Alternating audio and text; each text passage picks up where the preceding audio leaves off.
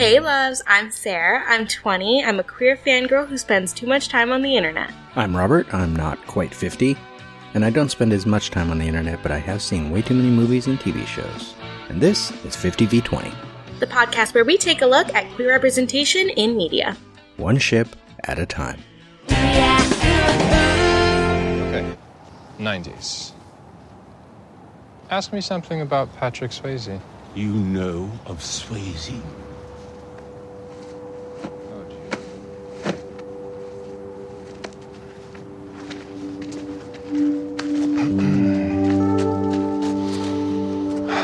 Sorry about the disruption, folks, but I always do the last dance of the season.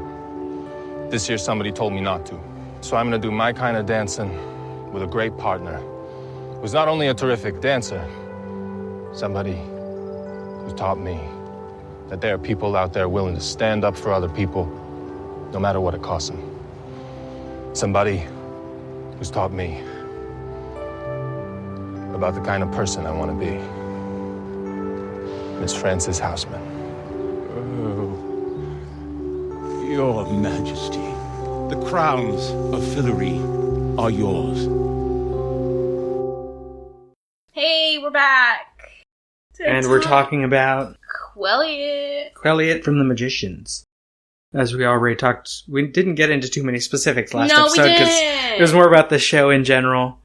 We just wanted to talk about fandom stuff for a second, and likes and dislikes, and it's a useful thing if we haven't established yet a baseline as to how we experience TV and the world differently. Yeah, we experience things differently because we're different people. And you were born in the 50s. I was not born in the 50s. I was born in the 70s. I was born in 2002. You were born in the aughts. Because you're odd. The odds? Aughts. Aughts. Is that what it's called? Well, most people nowadays call them the 2000s because they don't want to be old-timey, but Or I'm the old-timey ooze, enough the that I like ooze, the aughts the because it's ooze. a better name for it. Yeah, I was born in 2002. I'm a Sagittarius. What's your moon sign? Scorpio. And I'm a rising Capricorn. I couldn't remember what else there was in astrology. And you're an Aquarius. Which, honestly, he doesn't believe in astrology, but it's fine. Honestly checks out, because Sagittarius are chaotic and fandom loving and all of this stuff. And Aquarius are just, like, very thoughtful and analytical. So I'm Aquarius, Capricorn, Pisces. you're a Cap rising? No, you're Cap moon. Cap moon, Pisces rising. Pisces rising. Oh, so you are emotional. People, I don't really buy into it, but I still have the CoStar app just because. And also you're in a family full of people who really like astrology. So it can, Which, as I said, connect to the people you find. If you can't find the people you connect to.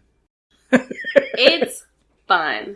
It's just fun. Right. So, anyway, Quelliot. We're going to just keep getting distracted. Yeah, we need to get into specifics, I think. We did watch episodes this week. We watched a lot 9? of episodes. 8? We watched 8 episodes. It was fun. It was great. We started with the first few. We watched the first 3. First 3 in a row. Unauthorized magic, the source of magic, and consequences of advanced spellcasting. Yeah. You, of course, did not take notes. Nope. I think that's your job, no? What's funny is we only watched these a week ago, and I'm like... No, wait, but I actually don't get remember. This dialogue here. I remember what they were about. So No, I know what they were about. No, like the Quelliot moment. Oh, okay. So in the first episode, Elliot is the one to welcome him. Yeah. Quentin Coldwater? Uh-huh. I'm Elliot. You're late. Follow me. Okay. Hey, where am I? Upstate New York. Upstate, but I wish just... Hey, okay, what is this place?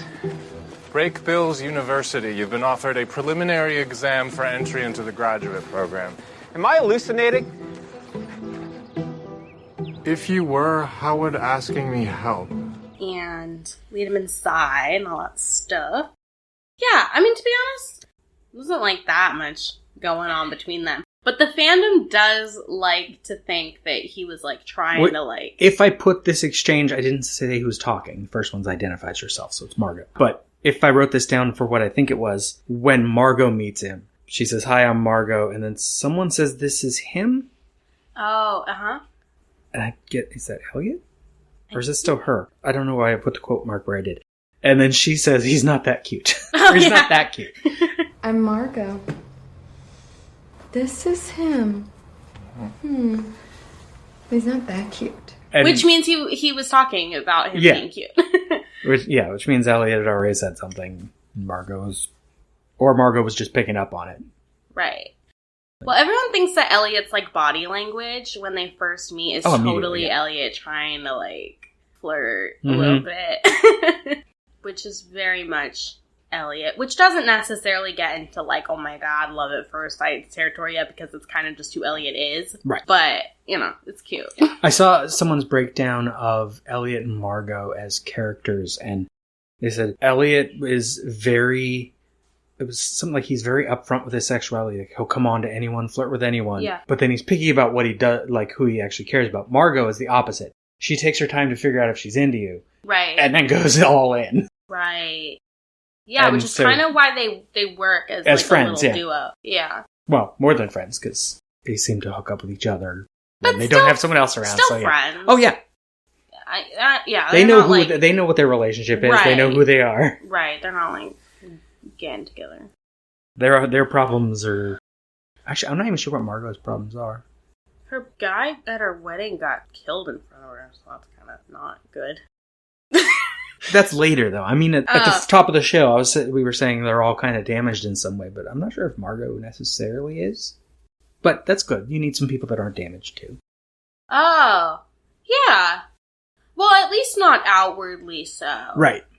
I think she is There's probably stuff that comes up. I think she's similar to Elliot in the sense that, like, she's more guarded. But I think some people, when they're more guarded, like, are still friendly. There's probably big stuff that comes up in season 5 when she's doing some of the singing bits out when she has to gather the little black sands of desert. Yeah. And has to gather thousands of them. I don't know. I assume she's been through something, but I don't know what it is. I don't remember what it is. It may actually come up, just not in this episode. Of course, we're not being told Elliot's whatever he is or what, much other than Quentin. No, well, and Alice. It's very much about Quentin and Alice. And Julia once she doesn't get into the school. Right. As far as we know, she might have been okay before that. Yeah, Julia's losing her mind. Yeah. He's losing his mind. And I'm reaping all the benefits. It's kind of funny, though. Not funny that she's losing her mind. I'm sorry. It's very sad. But it's just kind of, like, ironic how she's like, oh, you need to get rid of these books. Magic is stupid. And then 2 minutes later, she's like, the one obsessing about it. Over magic. Like, girly pop. She's the one sad about it when he's doing it. He's in there. Of course, then they're very mean to each other. Repeatedly. Yeah, no, they were being awful to each other, which is, like, part of, again, like, why I'm just like, this is so frustrating to watch, and, like, not in a fun way. Yeah, I think that was the only real note I had on them from the first episode. Yeah, it was a lot of just establishing. Yeah. And then we get to the next episode, Source of Magic. Episode 2, right? Mm-hmm. Where, like, Quentin and Alice are in trouble, right? Is that when they do the 4 group? The 4 of them get together and do her spell? Yes, and then they're all getting in trouble, and then Quentin's, like, gonna get suspended. Well, no, they do their spell. Or expelled. They're in trouble. They did it in first episode. Right. Because they think that's how the beast got there. But no, this is when, like, they're dealing with the aftermath, and Quentin is the one who's gonna be expelled from the 4 of them. Which is unfortunate. Look, I'm not a huge fan of Alice, which isn't about Quelliot, but I feel like it's relevant. You might feel like it's relevant. because Qualis is a thing. No, like, I get her. She's been through a lot. I feel bad. Like, I hope she's good. I hope she's thriving. But I don't know how people ship Qualis, and I'm so sorry to the people who do, because I just offended all of you. But I don't know. At least from the episodes that I saw, it really doesn't seem like she gives that much of a shit about him. Like, at all. I think a lot of that is the way the character is played, though. She's not either the actor's choice, director's choice, or writing choice. The character does not emote. I mean, she does with anger. Right, but that's it. She doesn't have positive emotions is kind of her thing. Right. Because her brother was killed, because of the way she was raised by people who did magic, or because everyone thinks she's... Well, she knows she's good at what she does. But, I don't know. There's a lot of something there. Is there a word for, like, that stereotype of a character? Because I don't like them. When they have the, like, angry girl who's been through so much. Well, I think she's a mix of a couple things. There's, like, the girl who's just angry for whatever reason. Eventually you'll get an episode that maybe humanizes them a bit. Yeah. And this character who's, like, the smartest one in the class, but isn't, like, a show-off about it. She'll just, like, do it. I mean, she kind of is, though. Well, no, when called upon, she does that horse thing with the glass. But But then she just goes and sits back down and doesn't talk to wholeheartedly that she is better than everyone. Well, she's right. But, like, it just... I don't know. I feel like they were going for that, like, stereotype trope of a girl who, like, is just angry and, like, you know, all this stuff and has been through, everything. And but, like, in my opinion... They don't do enough to make her likable. Okay. Like, I feel bad for what she went through, but she's not likable. That's fair. I would be so pissed off by her if I knew her in real life. I'd be like, you need to just. I think it was interesting. Be rude. It was interesting watching the first 3 episodes again because I forgot how unlikable Penny was. Yeah. Like he's just mean and he yells at people for nothing. Yeah. It's like Quentin's thinking too loud. I'm like, what's he supposed to do about that? Whoa. Are we actually doing this again? Do you know how to close your mind? Because I will show you right now. I thought I was. Elliot gave me... Seriously, man? Taylor Swift? I am not singing Taylor Swift in my head.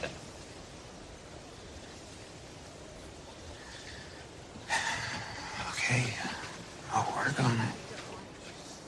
And then he just gets mad at him because he's, isn't he thinking Taylor Swift lyrics? Yeah, he's in Taylor Swift. And, like, dude, stop judging everyone. Yeah, I know. If you can read their thoughts, you should be the least judgy person. Yeah, I don't know. I think that's relevant to Elliot because Elliot was really the only person... Well, Margot too, actually. Yeah. But the two of them are really the only people who were, like, genuinely, like, nice to him. Yeah. And, like... Other than some faculty. Right. They're looking out for him because they need him. Yeah, because Alice was just kind of mean and Penny was mean. So Elliot was actually... Yeah. I think Penny definitely gets nicer and he's very useful and he's funny. And I want to say, I acknowledge that Alice has her moments. If you like her as a character, that's totally fair. She's just not my cup of tea. And separate from characterization as a part of the plot, her directions and things are very useful and good for story-wise. Or plot-wise. Totally. No, I don't like them as a couple, I guess. That's fair. Before I got here, I was in the hospital.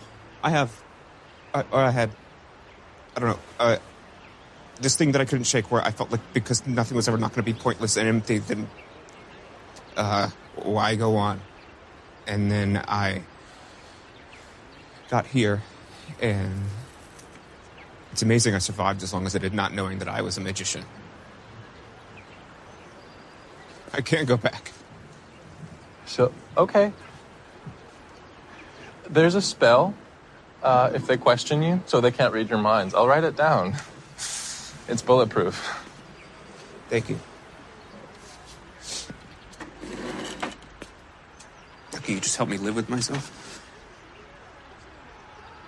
Okay, I'm gonna tell you something deep and dark and personal now. Ready? Good. I killed someone. What? I was 14. He was this... He beat me up. So I'm walking on the street, eating a candy bar, because by then I already ate my feelings at a professional level, and I saw him crossing over. And there was this bus coming. I barely thought the thought. Bam. I knew immediately what I'd done. It was me. My nose literally started bleeding. Logan Kinnear died instantly, and I ruined my favorite button-down. And that is the story of how I discovered I was telekinetic. If you're trying to tell me that it gets better... God, no, it doesn't. I'm trying to tell you, you are not alone here. Funny little irony they don't tell you. Magic doesn't come from talent. It comes from pain. Now, in season 2, we have... wait, we watched season 1, episode 2, sorry. I meant episode 2. Oh, wait, what? In season 1, episode 2. Season 1, episode 2. I said season instead of episode. Like, where are we? Elliot, this is Elliot, right, who talks... Yeah, he's telling him about how he killed someone. Yeah. When he was 14. And he says he beat me up, so I'm walking on the street eating a candy bar. Because by then I already ate my feelings at a professional level. Love it. And I saw him crossing over, and there was this bus coming. I barely thought the thought. Bam, I knew immediately what I'd done, that it was me. My nose literally started bleeding. Logan Kinnear died instantly, and I ruined my favorite button down. And that is the story of how I discovered I was telekinetic. And then Quentin replies, if you're trying to tell me that it gets better. So, oh God, no. No, it doesn't. I'm trying to tell you, you are not alone here. Funny little irony, they don't tell you magic doesn't come from talent, it comes from pain. So it's, setting up a lot of what the show's going to be about. Yeah. And I think that moment, kind of sums up, the few moments that I like from the show, and also why I like Ellie as a character. Because I'm totally fine if a show wants to say, no, it doesn't get better. Life is terrible. Life sucks. Sometimes. Life sucks! And my life sucks in particular. Life sucks! And my life sucks in particular. But nice. In a way, even though he's being negative, it comes off as comforting. Well, and then he's, in the same episode later, he's telling Quentin, when Quentin might be expelled, look, don't go out there and be the old you. And he says, how, Elliot? I go back there and I'm a depressed super nerd. Elliot says, how about I find you and I don't say magic is real, but I do seduce you and so lift your spirits that life retains its sparkle for decades. And Quentin says, yeah, that sounds nice. Thank you. That's a great moment. I go back there and I'm a depressed super nerd. How about I find you, and I don't say magic is real, but I do seduce you, and so lift your spirits that life retains its sparkle for decades. Yeah, that sounds nice. Thank you. Okay. So you already have, it's somewhat in jest, but Elliot in episode 2 already. No, you can totally tell, right off the bat that Elliot, oh yeah, but they're kind of just saying it. Whether they, have feelings for each other yet or whatever, Elliot is definitely attracted to him in some way. And I don't think at that point we know Quentin would actually be into a relationship with a guy, but that he isn't offended or, put off by it. Right. Is positive. I do like that. Either that, way. Whether or not, whatever his sexuality is, however he feels about it, he's chill about it. Mm-hmm. Because some people, might get uncomfortable by someone coming on to them like that, which I think is not very nice. Or someone they know, them finding out they're been hiding that they're gay. That happened on Ted Lasso this season. They tried to play it. There was no way they were going to make that guy homophobic. But he was very angry when he found out. Oh, I remember. But it was a trust issue for him. But they played a whole episode of him being really mad. I don't watch the show, but I saw that scene and I was like, oh no. What is happening? I'm there's no way they're going to play that up that big and have him be homophobic on this show. This show's very accepting of people. No, it was more just being sad that he didn't know or whatever. And I think they maybe could have even played that differently. But, this is a good example. Yeah. It's just being able to casually, express it. Right. And, he offered something nice, whether or not it's something you want. Yeah. Yeah. So that was nice. That was cute. We love. Mm-hmm, mm-hmm. Then episode 3. Well, that's when they go to get the book. Yeah. Elliot needs help. Oh, when they go together to... Elliot needs help finding the book. Why does Elliot ask him, just for funsies? Why does Elliot ask Quentin? Yeah, he doesn't have to. Because he just wants to do something with him. Yeah. And, Margot says, you and your first year boys. Which, I have a problem with this line. How old are Margot and Elliot? They're still in the school. Yeah, aren't they second years? Right, because the third years are all dead, or gone. Right. So, isn't it the beginning of the school year? Quentin just got in. Yeah, How many first year boys is he? That's a goof. Or are Margot and Elliot not even really students? They just live in the physical kid's house anyway. They're just because they can. Yeah, no, I don't know, to be honest. You're in your first year, boys. What's your obsession with the flavor of the month? Oh, come on. He's a high-strung super nerd. We love those. But she says, what is your obsession with the flavor of the month? And says, oh, come on. He's a high-strung super nerd. We love those. We love those. That's cute. Yeah.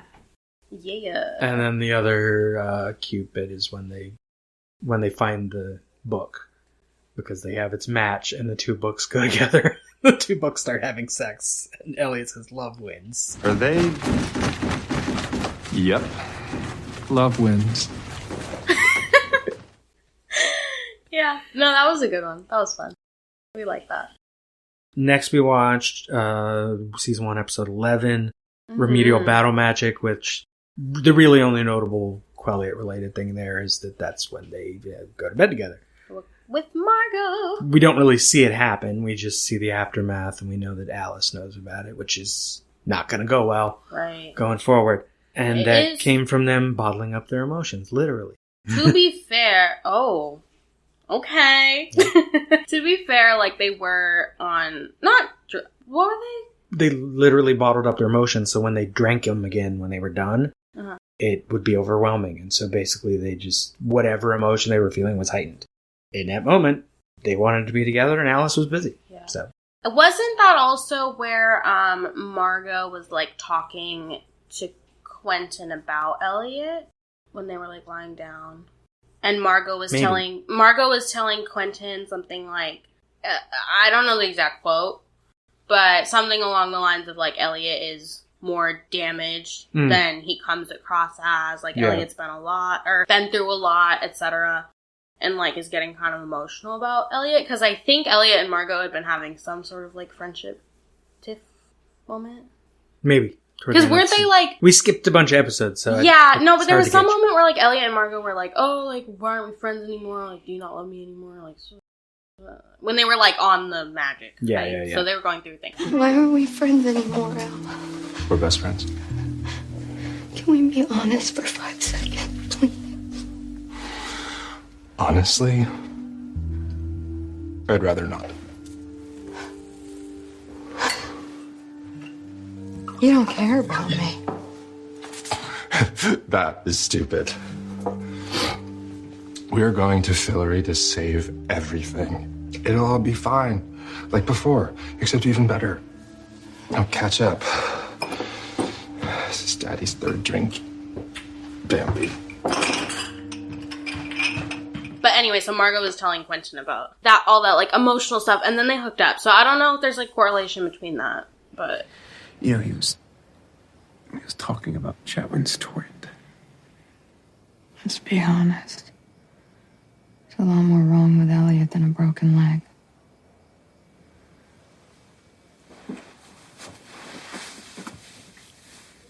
Yeah.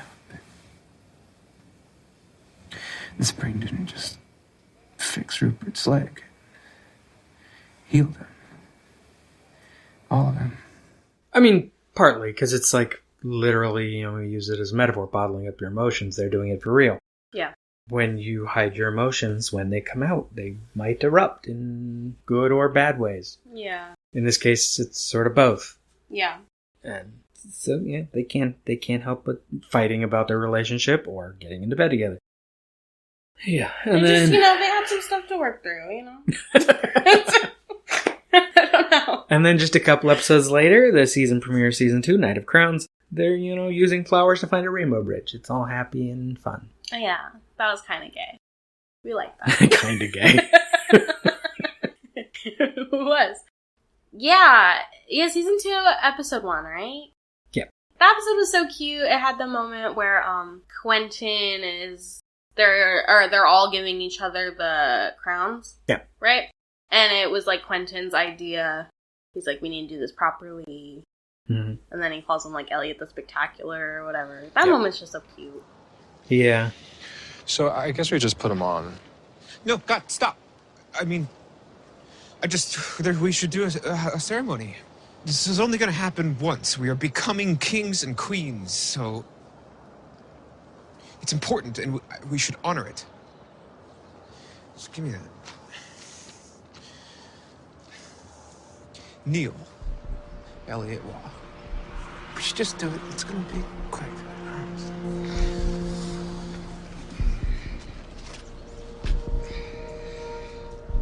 So destiny it's bullshit.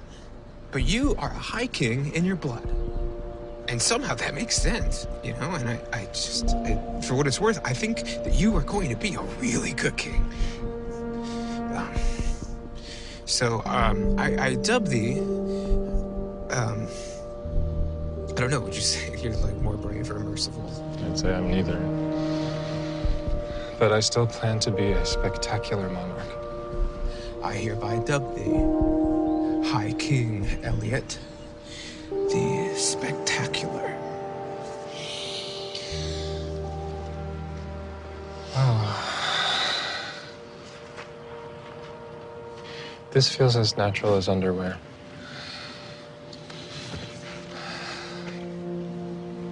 Thank you. And then, was Quentin made Elliot Neil? Right? Yeah, because Quentin crowned Elliot first. Yeah. Mm-hmm. He made him you. And then Elliot, or Margot, crowns Quentin. Right. And Elliot. why did I put down her whole quote? What was it in here I liked? Oh, she's talking about Quentin as a character. I could start by saying something cruel yet totally hilarious about you. Let's be real, you're an easy target. Which is very Margot. But that's because you're honest about what you love, and underneath it all, that's inspiring. Oh. Which is nice and positive. Thank you.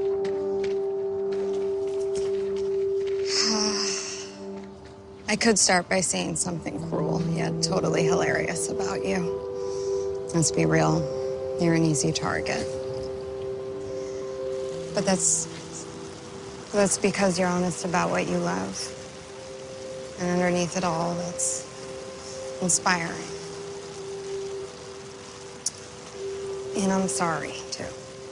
Not about the sex. I don't even really remember it. Mostly my part in picking up something that was good for you. Thanks. I think I put up just fine myself. Now that we're ruling a kingdom together, I hope we can be whatever we were again. I guess you could call that friends. Let's go with that. I hereby crown you King Quentin, the moderately socially maladjusted. And then doesn't Elliot crown Alice? And he's like, sorry. I feel it's incumbent on me to promise never again to betray you like I did. I really am sorry. I have some character defects. I'm working on it. Honestly. Yeah. He's like, oops, sorry, I messed up your relationship. Oopsie. When we skipped to, they got the crowns by, he does the monologue from Dirty Dancing to prove he's from Earth. Oh my god. Yeah. Which, yes, in context, that character is very straight, but he's also very gay-friendly. I'm sorry, to be able to quote that was right. I'm like, queer. how do you say that? Yeah, knowing that movie that well means either you were a teenager right when it came out, which he was not, and watched it a lot. Like my sisters, a couple of them could probably quote that pretty well. Uh-huh. More than the obvious lines. But yeah, he just knows that. No, the gays love. Yeah. Well, Dirty Dancing is very gay-friendly without being about gay people. It's, go for who you're going to go for and your parents and society. If it's and not also hurting dancing. anybody. So, right. That's fun. Dancing and being supportive of people who need abortions. Yeah. The movie's very... amazing. We love. Well, yeah. I mean, I was trying to think of the political thing, but I didn't want to call it leftist. It was a bit... Oh, it was a bit... kind of progressive. Well, yeah, it's progressive. Because it's set in the 50s. Right. In the Catskills or wherever, and very conservative family, and this story's not about that. I had completely forgot that it involved abortion from when I was a kid. Your mom. When I rewatched it for my vlog, I'm like, oh. No, I mean, I knew someone needed the doctor, because her father's a doctor. It's a part of the story. But I didn't remember why. Yeah. Yeah, and then they have the little moment where Elliot is sad or whatever. It's probably this. I put another line of dialogue. It's considered extremely disrespectful to touch a king without permission. But I think you should probably hug me right now. It'll also be okay if you just give my ass like a little squeeze. Oh my god. Hilarious. So, in the books, time doesn't exactly run the same speed on Earth as in Fillory. I mean, look, sometimes it got screwy when Jane and Martin would go back and forth. But not always. It's gonna be fine, Al. Yeah. Yeah. Or I'll just live out my days waiting for my friends to return and die alone.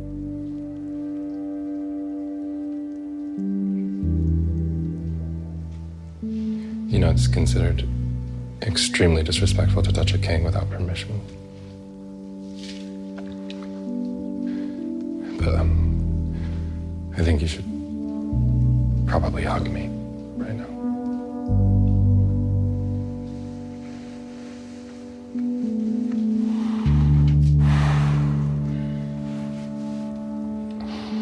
It'll also be okay if you just give my ass like a little squeeze. No, but I love how, like, as soon as he's like, oh, you can give me a hug, like, Quentin, like, doesn't even... There's literally no hesitation. No. He's just like, okay, thanks. It's like he just wanted to hug him in that moment anyway, and now he had permission. Yeah, so he's like, great. Yeah. And the only other thing I had from that episode was Elliot doing the, he loves me not with one of the flowers. He loves me. He loves me not. He loves me. He loves me not. He loves me. Let's go. At the end, it was like, the last one is, he loves me. He's like, let's go. After he finishes with the flower. We're going to end the episode there, because we start to really get into stuff with A Life in a Day next time.